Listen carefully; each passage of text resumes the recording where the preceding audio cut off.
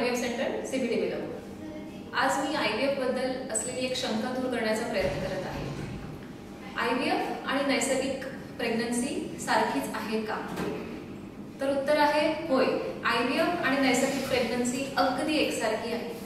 एकदा इम्प्लांटेशन झाले की लक्षात ठेवा, IVF आणि नैसर्गिक प्रेग्नन्सी एवढी सारखी आहे की जगामध्ये कुठलाही व्यक्ती किंवा कुठलाही डॉक्टर कुठल्याही पद्धतीने किंवा कुठल्याही मेथडने किंवा टेक्नॉलॉजीने हे सांगू शकत नाही की हे IVF प्रेग्नन्सी आहे।